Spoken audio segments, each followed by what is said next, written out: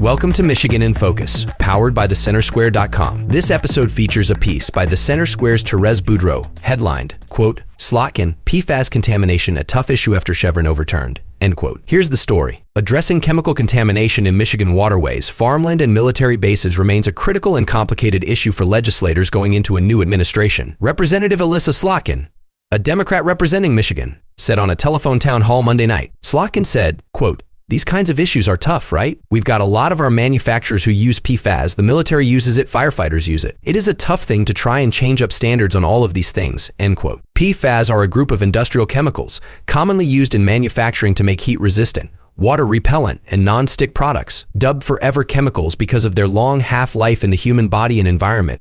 Effects of prolonged exposure include cancer, high blood pressure, and pregnancy complications. Although the U.S. Environmental Protection Agency set legally enforceable drinking water standards for some PFAS in April, the Supreme Court's overturning of Chevron in June could impact next steps. Slotkin said, quote, we've already seen a number of industry players like chemical companies file multiple challenges to the EPA's PFAS efforts. It is unclear how those legal challenges are going to play out, but they are sure to be complicated by the overturning of the Chevron deference principles. In terms of where we go from here, I think it is increasingly important for Congress to pass really hyper-specific, thoughtful legislation authorizing the efforts of the EPA on things like PFAS drinking water standards, end quote. Decades of unregulated disposal has resulted in widespread contamination across the nation and world, with Michigan alone having at least 294 contaminated sites, according to the state's Department of Environment, Great Lakes, and Energy. Slotkin said, quote, in addition to PFAS and water, we have seen the impact that PFAS has had on our agricultural sector,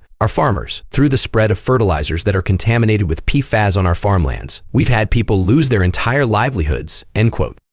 She also highlighted the state's progress in addressing the PFAS problem, with Governor Gretchen Whitmer updating Michigan's drinking water standards in 2020 to include regulation of 6 different types of PFAS. Michigan is also one of 6 states that received federal funding for a chemical exposure monitoring program.